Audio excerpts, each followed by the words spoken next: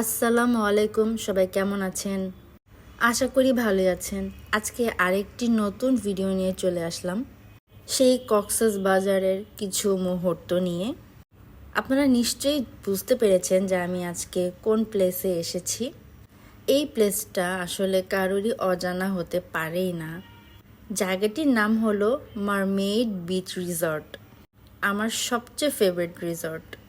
তবে আমি এখন পর্যন্ত কক্সবাজারে যত যে হোটেলে বা রিসর্টে থেকেছি সবগুলোর মধ্যে আমার কাছে বেস্ট লেগেছে মারমেইড। কারণ এখানে সবই ন্যাচারাল, আমার কাছে একটু আর্টিফিশিয়াল লাগে না। এখানকার পরিবেশটা মারাত্মক সুন্দর। খোলা পরিবেশে এভাবে হেঁটে যেতে কার না ভালো লাগে, আর সাথে যদি হাওয়া বইতে থাকে তাহলে তো আরও ভালো লাগে। তার চেয়ে বেশি ভালো লাগে যদি সাথে নিজের পরিবার থাকে। সত্যি বলতে কি, এই জায়গায় আমি আসলে পুরাই নিজের মধ্যে হারিয়ে যাই। এইবার কক্সবাজারে আমরা মাত্র 2টা হোটেলে স্টে করেছিলাম। আমরা জাস্ট মারমেইডে একটু ঘুরতে এসেছিলাম সেকেন্ড ডেতে। মেইনলি আমার খুব ইচ্ছে ছিল যে আমি মারমেইডে ঘুরতে আসব আর দুপুরের লাঞ্চটা এখানেই সেরে ফেলবো। পার্সোনালি আমার কাছে মারমেইডের ফুডগুলো বেস্ট লাগে। ওদের প্রত্যেকটা আইটেমের টেস্ট অনেক হাই। এবার ঘুরতে এসে আমরা একটি নতুন জিনিস দেখলাম। এই প্লেসটাতে আগে ওদের বিশাল বড় একটা ক্র্যাব ছিল, সো সেটাকে এখান থেকে সরাই দিয়ে এই জায়গাটাকে খুব সুন্দর করে ডেকোরেশন করেছে। মেনলি এই প্লেসটাতে ওরা পার্টি অ্যারেঞ্জ করেছে। যে কোনো রকমের পার্টি এই জায়গাতে করা হয়, আর এখানে এন্ট্রি করতে গেলে এই জায়গায় স্টে করতে হবে মাস্ট। আমরা এখানে এন্ট্রি করতে পেরেছি কারণ আমরা ওদের ওখানে বসে লাঞ্চ করেছিলাম। তখন ওরা আমাদেরকে একটা কুপন দিল, বলল যে এই কুপনটা নিলে আপনারা ওই সাইডটায় গিয়ে দেখতে পাবেন। সো আমার এই ভিডিও দেখে কারো যদি এখানে খুব আসতে মন চায় তাহলে কিন্তু অবশ্যই আপনাদের এখানে স্টে করতে হবে রেস্টুরেন্টে, তাহলেই কুপনটি পেয়ে যাবেন। আর যদি মারমেইডে আপনারা ওঠেন থাকার জন্য তাহলে তো আর কিছুই দরকার নেই। যতদিন মারমেইডে আছেন ততদিন এখানে ঘুরে যেতে পারবেন। আর প্লেসটা কিন্তু অনেক মারাত্মক, অনেক, মানে এখনও তো অনেক কাজ ওদের বাকি ছিল। যতটুকু আমি দেখেছিলাম ততটুকুই আমার মনে গেঁথে গেছে। ঠিক এখানটায় এসে মনে হচ্ছিল যে আমি আর ফেরত যাব না, আমি এখানেই থেকে যাব।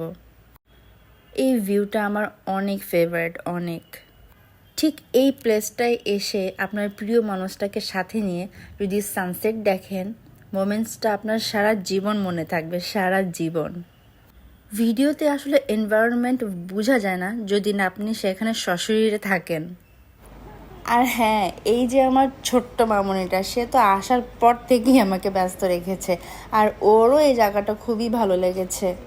চারিদিকে শুধু ঘুরছিল, দেখছিল আর এনজয় করছিল আমার সাথে। এইবার আমরা মেনলি 5 ডেজ থেকেছিলাম কক্সবাজারে। ফার্স্টে আমার মনে হয়েছিল যে এতদিন স্টে করলে আমরা কি করব। আসলে তো 2-3 দিন থাকলেই এনাফ, এর বেশি থাকলে হয়তো বা বোরিংও লাগতে পারে। কিন্তু সত্যি কথা বলতে আমাদের একটুও বোরিং লাগে নাই। আমরা প্রতিদিন নতুন নতুন জিনিস এক্সপেরিয়েন্স করেছি, নিউ নিউ ফুড আমরা ট্রাই করেছিলাম। মেইনলি সি ফুড আমাদের দুজনেরই অনেক ফেভারিট। সি পার্লে বাচ্চাদের প্লেগ্রাউন্ডটি অনেক বড়, বাচ্চারা এখানে আসলে অনেক এনজয় করে। আপনারা সি পার্লে আসলে অবশ্যই বাচ্চাদেরকে প্লেগ্রাউন্ডে নিয়ে আসবেন, ওরাও অনেক এনজয় করবে। আমার মেয়ে এখান থেকে যেতেই চাচ্ছিল না। পরে আমার মেয়েকে কনভিন্স করে আমরা আরেকটি সুন্দর জায়গায় নিয়ে এসেছিলাম। And this is the beautiful place. এই প্লেসটার নাম হচ্ছে বে লাউঞ্জ।